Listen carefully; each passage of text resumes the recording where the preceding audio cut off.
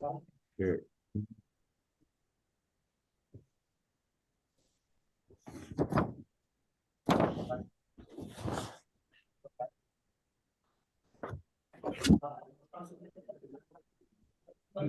Maybe this way.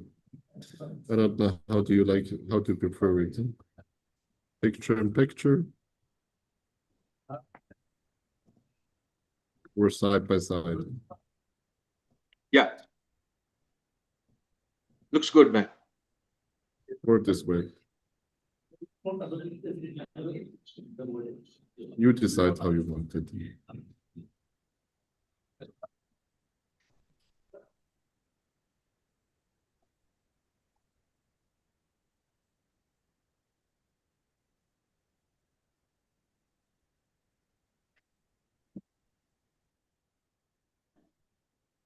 So I think we're good to go, Ben. You know what? We'll start the live streaming on LinkedIn right away. I start with my brief introduction and I'll hand over the introduction to Mr. Hans. And from there, we can take over and we'll start the presentation uninterrupted. Eh? okay, perfect. Yeah.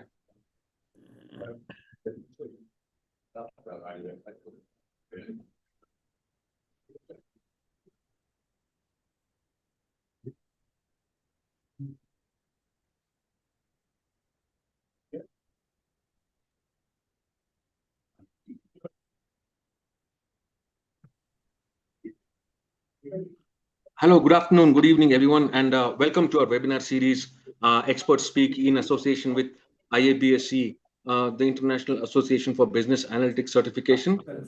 Today we have with us the founder of IABSC, Mr. Hans Wokers. He's joining us from Amsterdam, and he will introduce us to our speaker for today, Mr. Benjamin Tallinn. And over to you, Hans. Thank you. Hi, everyone. Welcome to this seminar. I am Hans Volkers, co-founder of IBEC, and I'm very happy to introduce to you a leading entrepreneur in applying AI to the business top of the industry, as well as to governmental organizations.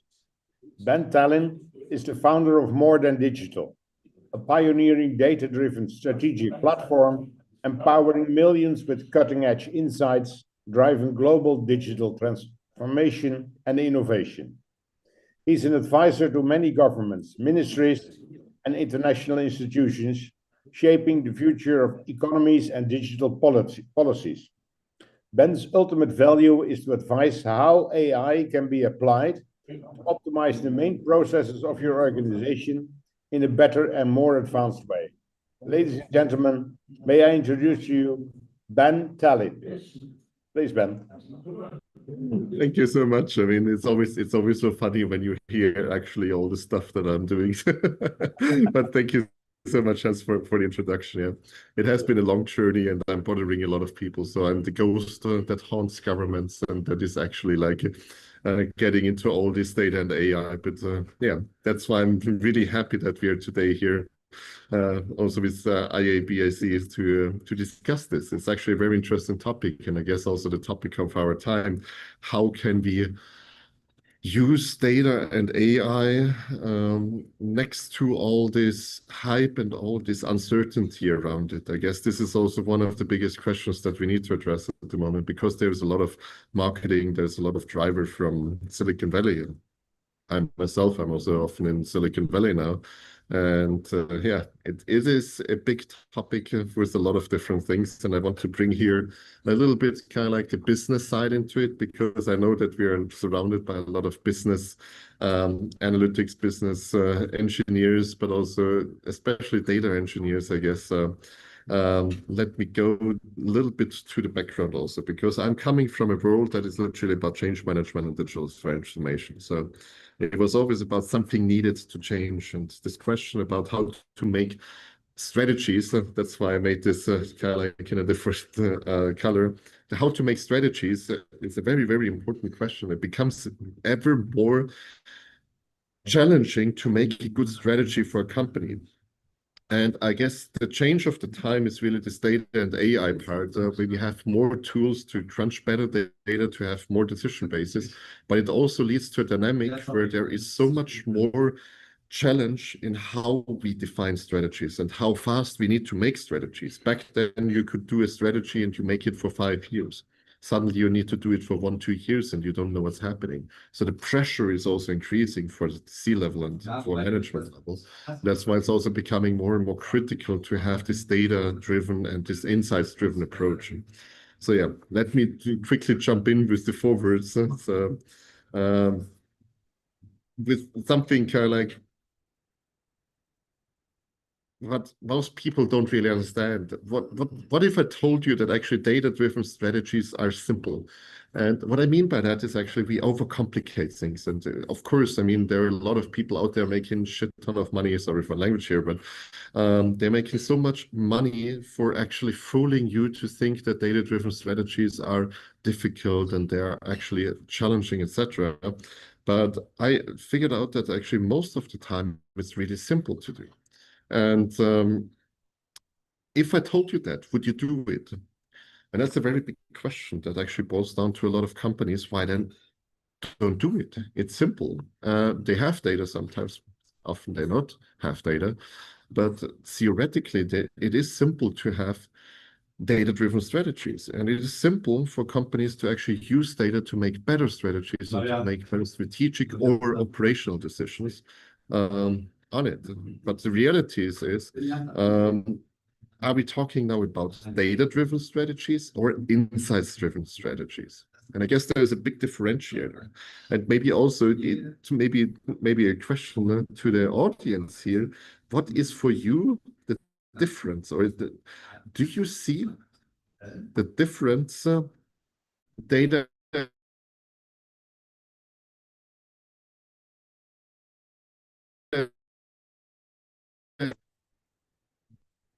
data and insights driven?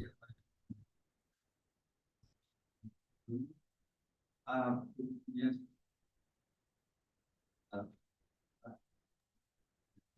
Ben, I think, if you can cut Not the really.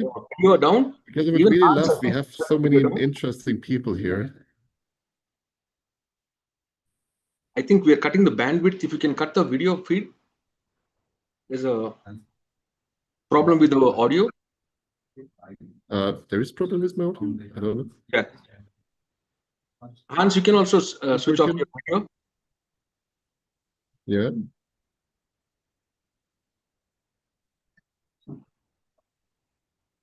I think you can There is proceed an now. audio problem. Okay. Yeah. Let me see, because it should be actually working well. I don't see that any, but okay. So, is it now working better for everybody? Can we just quickly check? Yeah. Okay, perfect. Then maybe it was a bandwidth problem. So maybe in the meantime, if anybody wants to answer, what is the difference for you when you speak about data-driven and insights-driven? I'm going to speak later about it in a detail to actually give you my version of it. But just to please tell me if you have any questions, etc. I want to make it also interactive. So always please talk and say anything that you want to hear more or that you want to drive more. So please also help me to make it a little bit more interesting and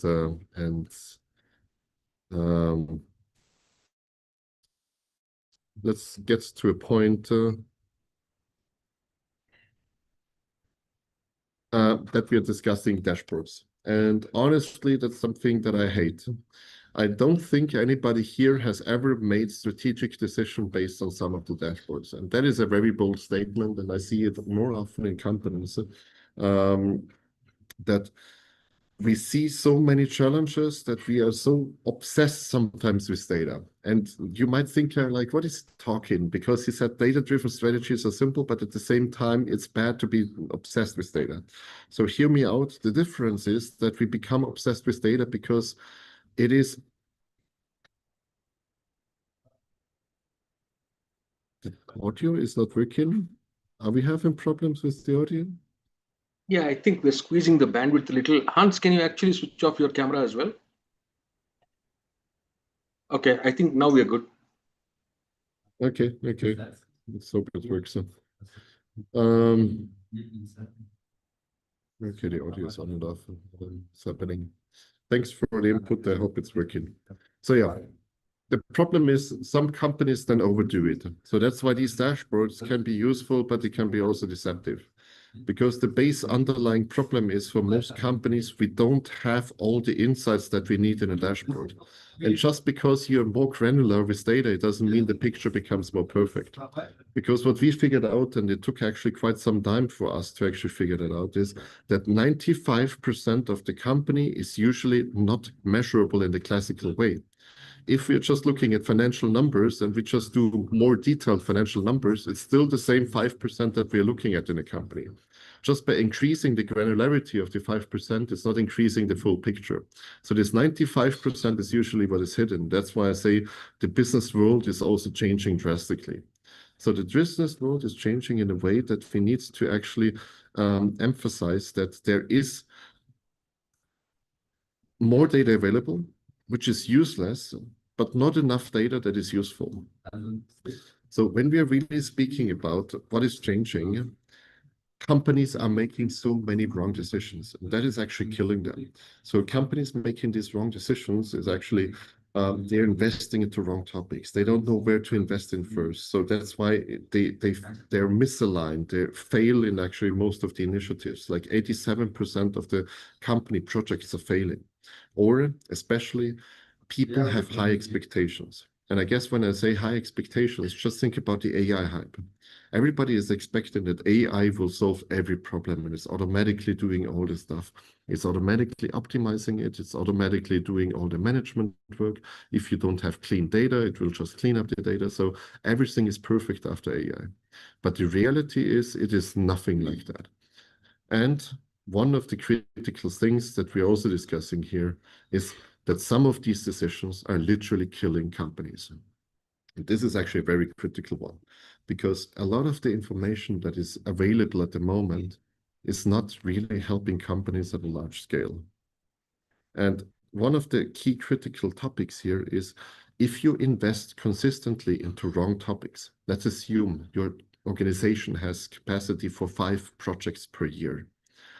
And this organization fails 2 years in a row to deliver any of the information, it's very likely that you have in the end something that is value adding. So 2 years in a row, you were wasting information, you were wasting resources, you were wasting everything, and it can kill the company. That's why actually it is very, very crucial. Is data the solution?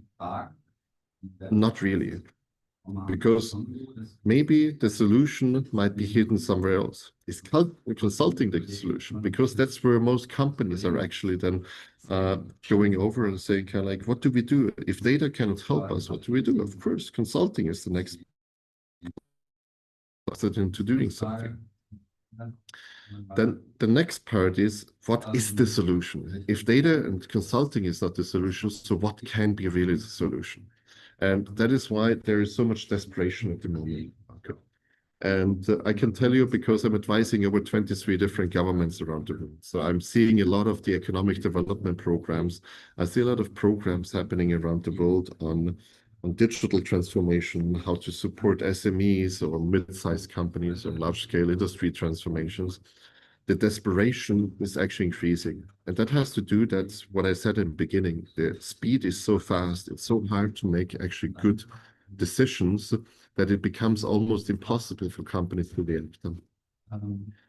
And that's why the holy grail of AI is coming in. And everybody wants to make AI-driven decisions. But the problem is the AI we are having at the moment is not the AI you really need to make a decision. Because what we are speaking of AI at the moment is LLMs. LLMs are very, very bad at reasoning. They don't understand the company. They don't understand the problem. And the fun thing is, when you have...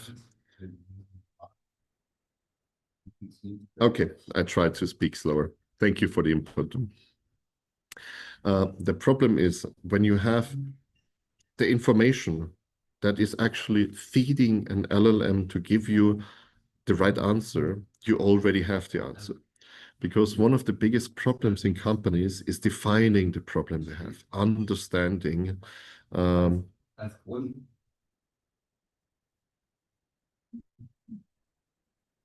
Can you hear somebody talking in your background? You cannot hear. So problem is defining the problem.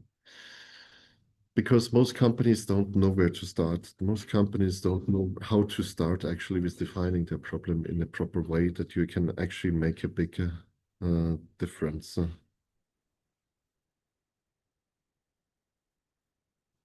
I don't have anybody around me talking, so I just see in the chat is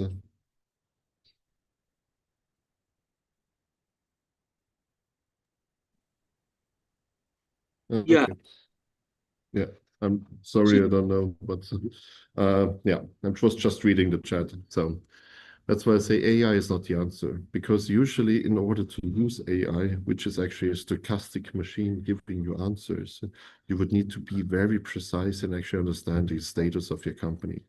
And when you can formulate the problem so well that an AI would give you the answer, you already have the answer to your problem in the company. So that's why AI, is, according to most people right now, is not really the solution. The really big solution is actually that AI is dumb, good data is key. And I mean, it's unsexy. And I know people won't talk about cleaning up data and making cleaner data. But actually, the biggest problem there is not getting more AI into the company. The biggest problem is that most companies cannot define what data they have or what data they need. So that's something that you can do in a company, that you clean up data and you get actually the relevant data. Because that's also something I see in so many companies. They don't understand what is good data. What is for them good data? What data do they need? How can they actually improve their decision making with better data? That's why sometimes it's not that you need a lot of data. You don't need that, but you need good data. And the problem is also a lot of people are falling for AI because it is being marketed as the holy grail of making decision making, and they fall for it. They make decisions based on it, and they're falling into regret. So they have the problem that they're not really understanding that AI is not solving it. That's why they're regretting using AI, and they're saying kind of like, no, we don't want to use it, and they're falling back to making decisions. So that's why I say it's almost like a scam that currently all the people are saying kind of like use AI to make strategies. But actually, most of the time, you don't need that. You just need a very good decision basis. And I guess this is also why building the business, by building AI for business decisions is so hard, because it is at the moment, what we have is mostly actually LLMs. And we have the good old days of business intelligence and business analytics, but we don't really have a model that is understanding companies the way it needs to be, so we can make better, understandable strategies for companies. And that's why it's so hard to build actually an AI model for businesses, because you would need to understand the underlying framework. You need to understand the underlying health of a company before you can make an informed decision about a strategy. And that has nothing to do with business analytics and business intelligence. That is what I usually call this is business diagnostics. And there is a very big difference between business intelligence and analytics and business diagnostics, because the diagnostics part is always something that you want to do.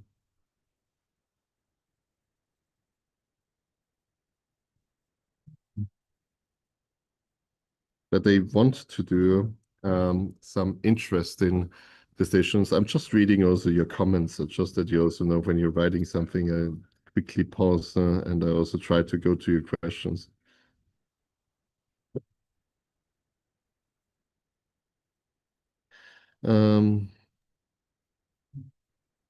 Hi, Ben, you want to take the questions at the end of the session or in between it? Yeah, I can do that. I just always try to make it interactive that we can also drill down. Okay, So go that's ahead, go why. ahead. Yeah. Any question Okay. you want to from the chat Yeah, or from the no worries, yeah? no worries. It seems like more general comments than questions. So think about it. The biggest challenge to actually for us, it was also, we developed for 7 years. It took us to actually develop the business diagnostics framework.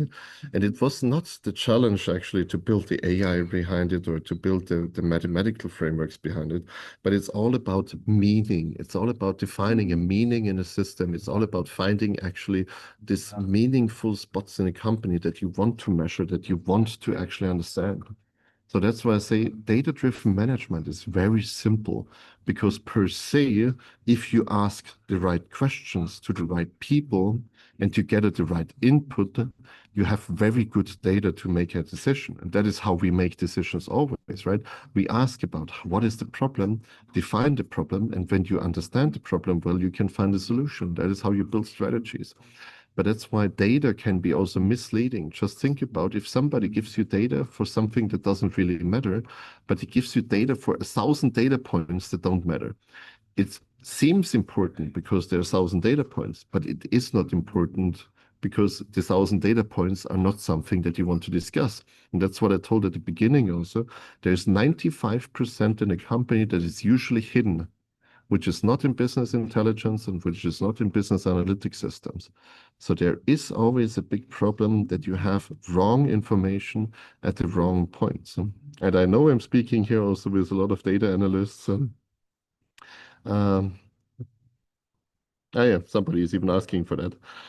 So the data analytics part is the challenge. So it is important to crunch numbers. It is important to actually also understand the numbers and make sense of the numbers, but it needs to be in a bigger picture. So data analytics and data analysts are actually key points to helping companies to understand what is going on. So that's the operational insights. But you also need to understand that this is something that is past. So this is about what happened in the past, which was measured in the past, which tells a story of the past. It can be also real-time data, but it's still in the past because somebody bought it 10 seconds ago or 5 minutes ago. For strategic decisions, you need to have a different kind of storytelling. And that's why it is so important to actually do that. Because for strategic decisions, you make a difference because the manager per se doesn't really care about the data. The manager wants insights. And the insights is actually what creates value. And that's why I say 1,000 data points are not insights, it's just data representation in different ways. And insight is something that is so much more important because it gives me something. And the fun thing is, it doesn't need to come from data. It can also be a study. It can be a case study. It can be some other industry data points. It can be also opinions from experts. Insights are coming from different sources, but if you combine them with data insights and with personal insights, it becomes actionable to form strategies. And that's why it's also so critical to understand, especially for data analysts here, because we had the comment about data analyst part. KPIs can be misleading. And you, as a data analyst, you have a very powerful job because you can crunch numbers, but you also decide how to tell the story of the data and how important that is. And one of the key problems is KPIs can be misleading because I told you before, if you're just having 5% of the picture, but you give me 1,000 numbers about 5% of the picture, and I'm missing 95% of the picture, it is misleading. And I have a problem to make a decision if it's misleading. And the next part is also these 95% are hidden within what I call the maturity analytics. So the financial analytics is important, but the 95% is hidden in the maturity because it's all about how is the strategy set up? How are people dealing with innovation? How is people and culture doing? How are our processes and operations and customer engagement? Everything that actually comes to play, which is not usually measurable because there is no direct KPI, there is no direct influence. It's only what you normally gut feeling that you are making the right decision. You have a gut feeling that the strategy is good. You have a gut feeling about something. There is no data point for it unless you make it a data point, unless you ask the right questions and unless you have a right methodology to actually do that. So what we tried here to automate this how to automate this to ask the right questions and how to actually build a framework. And also, that's Sebastian, that's a very good question. So, what is meaningful data and what is not meaningful data? That is a very, very, very strategic question. And I guess this also boils down to actually what kind of things you want to achieve in a company. Because the if you ask a board member, he wants to make strategic decisions for the next 5 to 10 years. He doesn't care about operational statistics. He doesn't care about anything. So he needs to have market trends, market signals that tell him like what is moving in the next 50 years. Mega trends. That is a virtual signal for them. That's like insights they need. But if you're talking about a department manager, he might have total different points. Or if you're talking about some strategic decisions about marketing spend. So that is all some data points that you need to analyze for each and every level, and you need to prioritize for each and every level. That's why it's important to ask how to have value. And I guess this is also one of the key critical topics that you can address when you're speaking with people, like what helps you to make better decisions.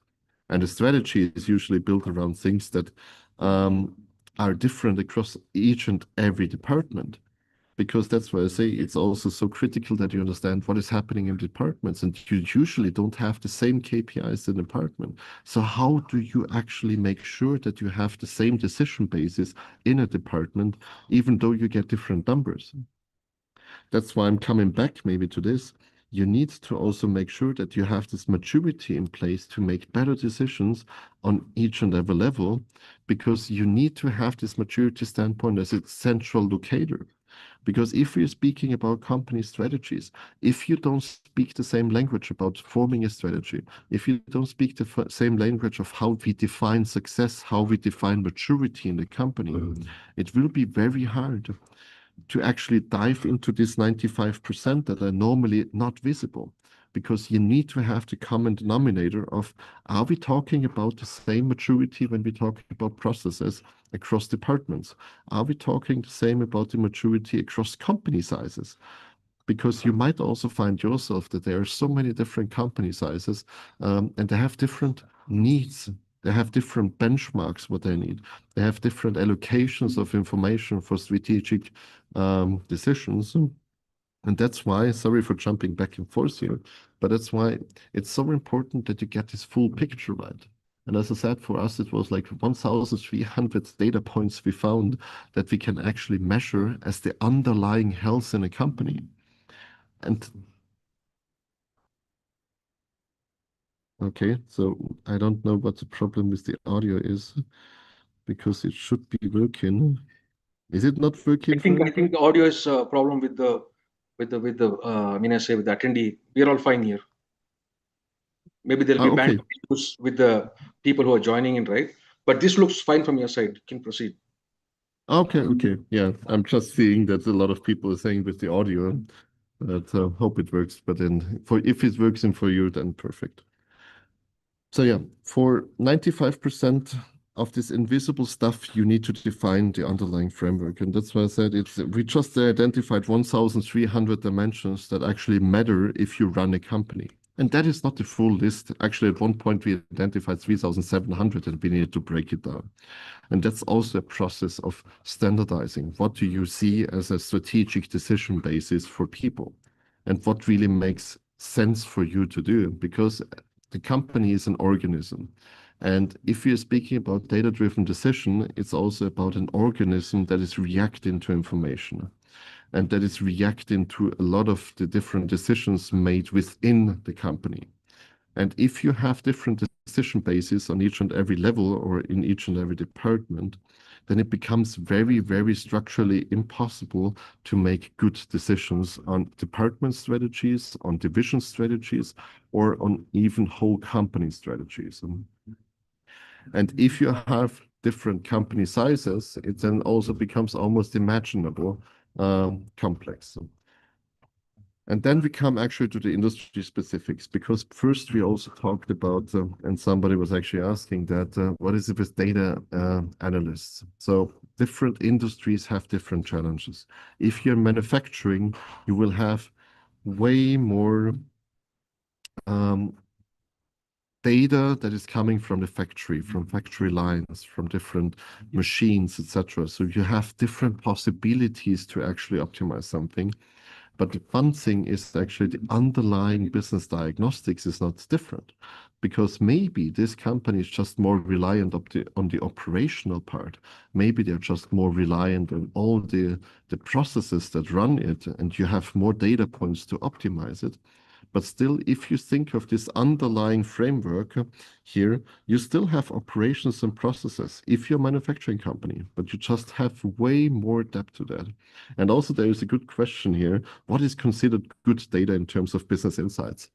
There is almost no answer to that. I'm sorry to say it like that. And that's kind of like what every consultant usually says. It depends. But the truth is, it really depends. So I usually say good data gives you the possibility to give a bird's eye view on the most relevant topics that have the biggest impact on your company.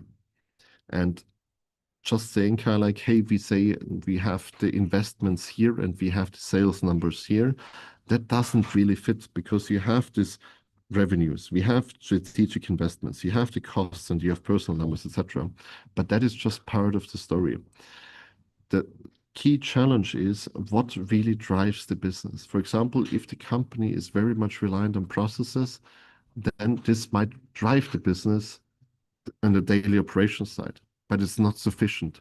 With all the information on the factory floor, with all the information from the machinery, you cannot make an informed decision for future products, for future positionings, for whatever. So that is something that you don't get, no matter how precise you measure your factory line. It doesn't give you the data you need to actually make a strategy that keeps the company also in 10 years alive. So that's why good data depends always on the audience. Good data always depends on, can I optimize the decision-making for my audience? And that's why, for example, for strategic decision-making, business diagnostics is so important, because you want to understand the underlying health of the company. This is the capability of the company to react on future topics, to react on future changes. But if you want to do factory optimization, you want to heavily rely on everything that is actually coming from the factory flow, from machine data, etc. So this is really, really something that is important, and also how to collect the data. Okay, so I'm making it really interactive here. That's good. So how to collect this data? There are different ways of collecting the data. So strategic data usually comes from asking people. I know it sounds unsexy and it's not AI driven and it's not like the futuristic way of dealing with things, but actually strategic data comes from asking people. That's also what we did. Modern Digital Insights is something like a very, very large questionnaire which breaks down all this information and gives everybody the opportunity to give you feedback. You can do the same. Just actually think of what are the key dimensions I need in a company to actually go deeper and to understand what strategic decisions are about. Because when we form a strategy, I as a CEO, I mean, I currently built my 13th company, so slowly I can say a little bit about that. But I as a CEO, I need to have an information of what makes my company stronger. Current sales numbers don't give me that. Current costs also don't give me that, because it's just a snapshot of what I've already done and what I already know. So I need something that collects data from different sources, kind of like what is the status of our processes? What is the status of our people and commitments and engagements, and of how we collect data, etc. So if you don't want to think about it, you have several frameworks. You can use the St. Gallen management framework. You can use T-COBOL. You have so many different frameworks. So you can also use the Modern Digital Insights framework to actually collect these data points. So collecting the data is always, and that's coming back also to before, what is actually good information? It's always depending on what you want to do. So collecting the data comes actually afterwards, after you define what you want to optimize. Because the data you collect can be misleading, and you need to understand this power of misleading data. Because if you're collecting for the wrong reason, the wrong data, and you're making a very big assumption about it, it can be so misleading that you make even worse decision than we had at the beginning. So, and this can actually kill companies. And that's actually the power of data. We are now in a time where we are relying more and more on data, but also the data storytelling is so important, because if you're informing the people with the wrong information, they make the wrong assumptions. And then you are becoming some kind of AI that is actually crunching numbers without actually understanding what is it that I want to do. And that's also coming back to this data versus insights discussion. Yeah, actually, that's a very good one, Hans. Good data is all about the information that is needed to make decisions at the right time in the business process. And that's why I say good data. I would even say it's not just the information, it's the insights you gain from this information. Maybe I can add something to this, Hans, that the insights you gain from crunching through this information and getting the right information together can help you to make better decisions. And that's actually then helping you across industries, across company sizes, across all departments and across things. Because if you put it together, you can build stronger strategies over time. And I guess this is something that we always forget. What is the biggest problem with data? Sometimes we are not getting consistent data. Sometimes you're not getting consistent input. For example, if we are making a personal survey, the input is always different. Somebody might tell you something different. Somebody might tell you there's something very personal, whatever. Sometimes they don't think about topics. So if you don't structure it right, it's not repeatable. You cannot measure the impact over time. You cannot improve over time if you don't know how to measure it.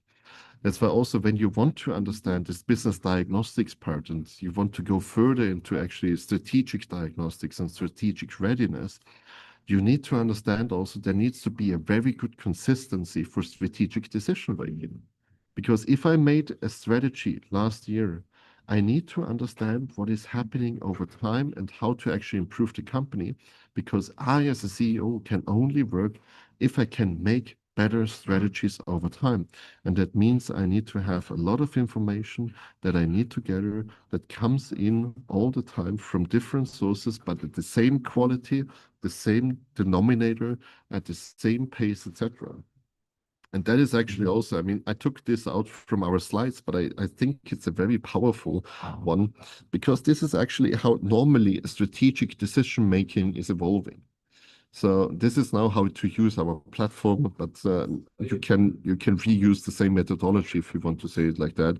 But the thing is always, instead of setting up the account and doing stuff, just think about how can you build feedback loops that give you enough strategic decision-making basis to actually continuously improve something in a company. And that is not the business intelligence or business analytics dashboard you know normally. So these are not the dashboards I was showing at the beginning. This is not about seeing the normal sales numbers. It's all about actually like understanding the underlying health, understanding the underlying capabilities of a company. So what are you? Who are you?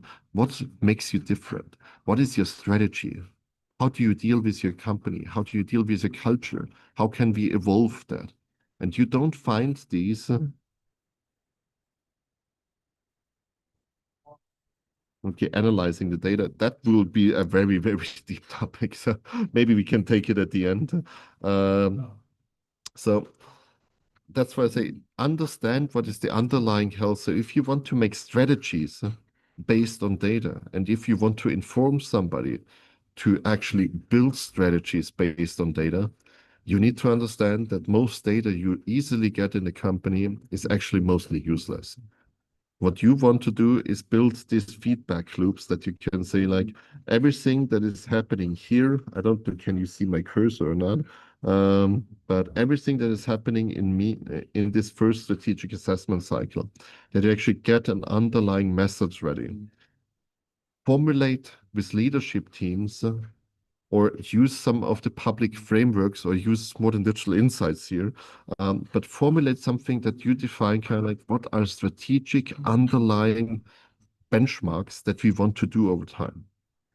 Invite your colleagues to give feedback, get insights into the healthcare status of your company, and then analyze the results. Sit there with the leadership team to actually understand how you can use this for strategic decisions or what needs to be improved. Try to become kind of like a survey machine for strategic insights. And then you can start prioritizing it. And then you build like yearly or quarterly or whatever timeframes you prefer. Build feedback loops that you can say like, we did it now, we changed something, can we measure it, that we actually did something? And that is actually very good practice when you're going into it, that you can say like how to build a continuous innovation engine built for strategies. Because that is the problem I always have, that most of the business analytics and the business intelligence gave me just numbers I cannot use for strategic management. It was nice to know, it was nice for operational knowledge, but it was never there for strategic knowledge. And also we have here the question, what is good data for understanding and use in the business life? So that is the data that is good depends on the person you try to do. And here we are speaking about the strategic part. So what kind of data is important for the strategic part? That's the company health. That's the underlying capability. Because the strategy is not running the business, it's not daily operations. The strategy is about building capabilities in future, building a capability of innovation, building a capability of future employees, building the capability of executing on new demands, of reacting on something. That is data that you need to have. And the problem is, if I tell you all of this, you will realize there are no easy data points that will tell you about the innovation capabilities of a company. You need to ask the right questions. You need to gather the right inputs. You need to have a good framework in place to actually understand this underlying the underlying data points of the health of a company.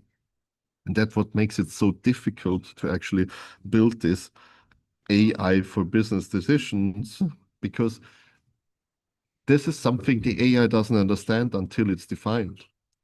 And if you are working as a CEO, or if you're working also as a data analyst, you need to define the dimensions that actually make the capabilities of a company. You need to define what is happening behind the scenes. You need to define what is actually key critical to your company. Or as I said, just use one of the public frameworks or use the modern digital framework to actually gather this data together. And it's also about this 10-20-70 rule. And I wanted to bring that in here, especially after this cycle, because we fall victim to technology. And I want really everybody to understand that it's actually useless to put in more models, to use more data crunching, to use bigger data lakes, to use 1,000 more breakdowns and analytics of some data if you cannot tell me the real story. So the 10-20-70 rule actually says 10% is the technology, so AI models, the underlying stuff. 20% is building the capability, so your business analytics, your business intelligence on top, and 70% is actually understanding the real problem. It's working at the real problem, it's people change management, and it's also talking with people. And that's what I cannot emphasize enough, because I always see that business analytics and business intelligence is kind of like this own little bubble. It's not about strategic alignment. It's not about really alignment with anything. It's an operational engine that gives you data for operational things, which don't matter for strategies.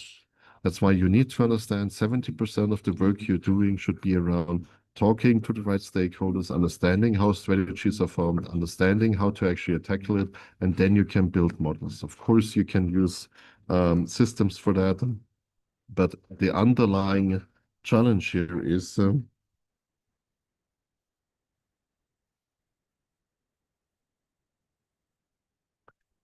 Ashana, I guess you need to finalize the sentence. I don't know what analyst should be, what you mean in general. So What I wanted to say in general is just imagine if you could make decisions based on the right data, on the right insights, and the insights are actually helping you to make the decisions without stopping you of second guessing. So I want you to really imagine what needs to happen in a company or in your company that you make better decisions. And I guess this is a very good exercise also. Like go there and say, kind of like, how can we make a strategy based on data? Just imagine it. Do it like small children. Go out there and say, kind of like, what would need to change?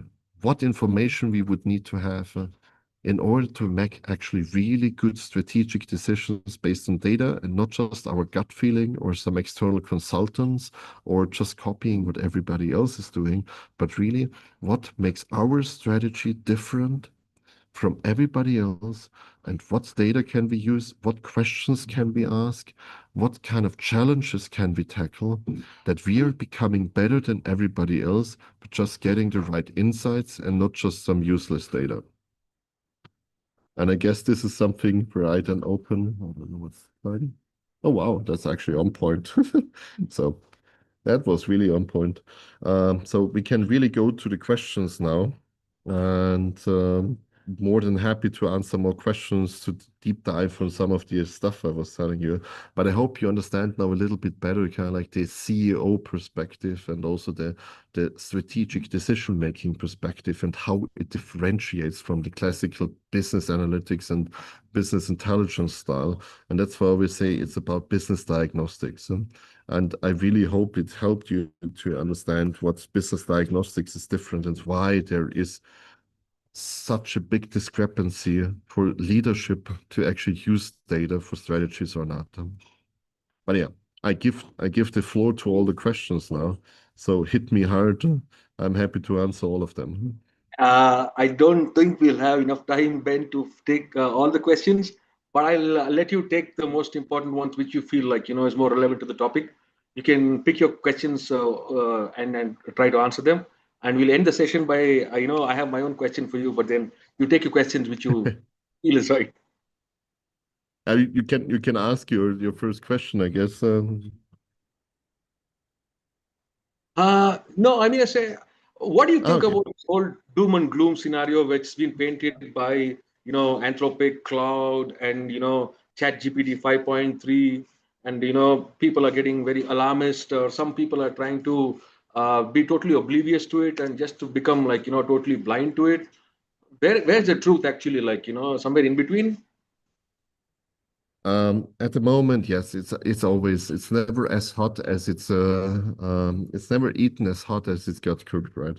So at the moment, Silicon Valley is living off the hype. And as I said, I'm also spending some time in Silicon Valley. There is a lot of hype around AI. America especially is chasing this AGI, so the general intelligence models, and they want to make you believe that it was just around the corner, but we're actually very far and very remote of that. And it is a great environment to actually crunch data, to also use unstructured data, because that is where LLMs are really good. It understands unstructured data. It can help you in various ways to actually do that, but it's also very limited in the understanding of it. And that's actually why, for example, it's so hard to build this business decisions AI, because it doesn't understand a company per se. And if you tell it how the company works, you already know the problem. So you don't need AI to tell you something that you can already define. So the problem is, without all this information, AI is useless. It is super good in many ways, and I guess we will see a lot of advancements. It will get better, but we have seen that same actually with all the deep learning and machine learning models, etc. So there were advancements, but there is not a replacement of data engineers. There's not a replacement of data crunching. There's also no replacement for cleaning up data. I mean, it sounds so stupid, but trust me, how many companies are struggling just with basic data cleaning, with basic data governance. It's painful how companies are already failing at the basics, and then they are speaking about AI doing all this stuff. So I guess the more important thing is, if you're following it a little, is what is happening in China. China is way more about the industrial application of things. It's about acceleration of things. And I heard now a very powerful word from actually an ex-OpenAI engineer, and he said to me, like, don't think of AI as something disruptive. It's just an accelerator. Like everything we have done till now will just get faster and will just get a little more intrusive. For example, if it's social media, it gets more intrusive. If you're speaking about drafting some documents, it just gets a little faster. So there's just a speed up of things, which allows you to do more, but it will not replace completely everything. For example, also coding will not be completely replaced because most of coding is actually thinking about it. That's why I also said, for example, think about what makes strategic sense for your company, and then formulate how to measure it. That is something AI cannot do because it's very specific to you. You need to still work it out. And then when you know it, then you can explain it to AI and then it helps you to rewrite it. But then you have something done instead of an hour of writing it, you have it done in 10 minutes of writing it. So that's why there is not this big impact for most of the cases, what we're seeing here. Um, I hope it answers some of the questions and some I insights also. guess that's what one of our attendees called Oliver was asking. Like, I would like to know if AI has no feelings, then how can they replace, humans at the higher level, and can unemployment be controlled? I think that's what you answered. Like, yeah, Also, in a way, I mean, we won't see a big, I mean, we have seen so many industrial revolutions. For example, everybody said like ERP systems is accounting making obsolete. We still have more accountants than ever. So ERP systems didn't kill accounting. It just made accounting more broader and you need more people. So there is not an unemployment issue. Right at the moment, I mean, I'm sitting at the European Commission. There was actually one big study that I was reading through the system. There's like 0.2% of the current people that are currently being fired are actually due to increases of productivity with AI.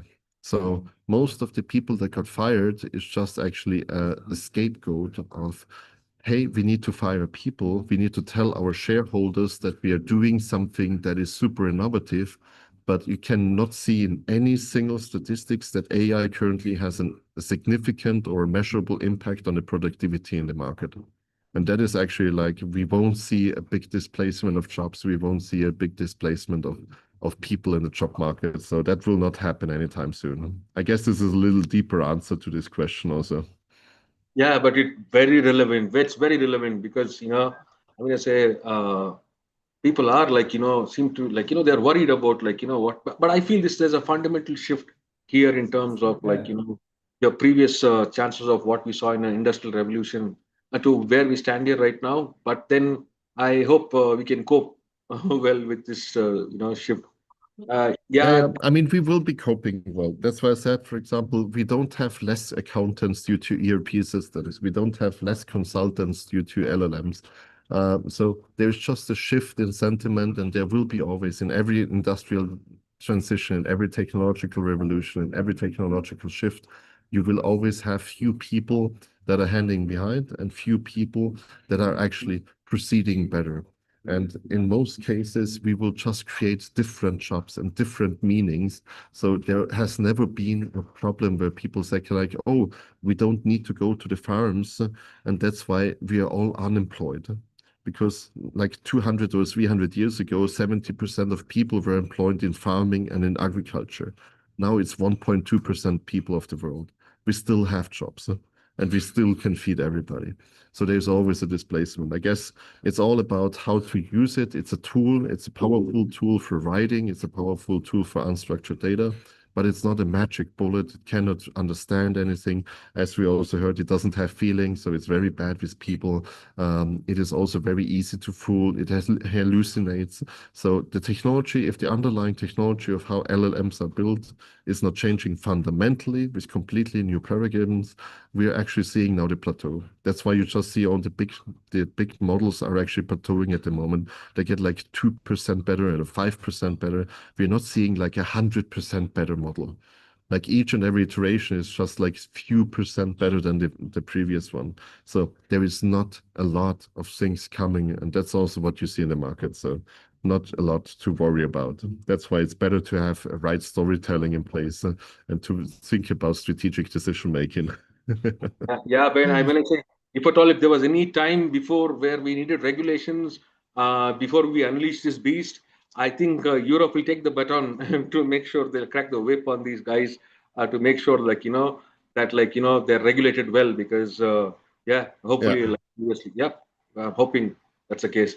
Yeah. Anyway, we had a Yeah, very the fallout is rather, I mean, the biggest regulation of fallout is actually from what we see all around the world. And finally, the regulation in Europe is actually protecting the companies from their own stupidity. Because the biggest fallout is not that you have unregulated stuff. The biggest fallout is actually when your customer get angry. Just look at all these case studies where actually like big insurance providers are using LLMs to actually do automatic decision on policies, and suddenly black people were disadvantaged, or people with Hispanic background were paying like triple the policies. So that is actually the lash out that comes from the market is the biggest problem. Finally, the regulation is mostly protecting those who would be suffering the most. Thank you so much, Ben. It's been a brilliant interactive session, and like we really appreciate you taking time out. And to everyone else who has joined the webinar, please visit us at iabsc.org, and we'll keep you all posted for all our upcoming events by our social media channels. And we're looking forward to connecting with you all soon. And thank you for attending today's session. And have a nice day, everyone. Thank you so much, Ben. Thank you also. Also, I'm switching on the Probably. video just at the end. So thank you very much for hosting me. It was a pleasure. Take care. Hey, thank you so much. It's our pleasure actually to have us on our platform. I'll get in touch with you soon, Ben. Have a wonderful Talk day. soon. You too. Thank you Take very care. much, man. It was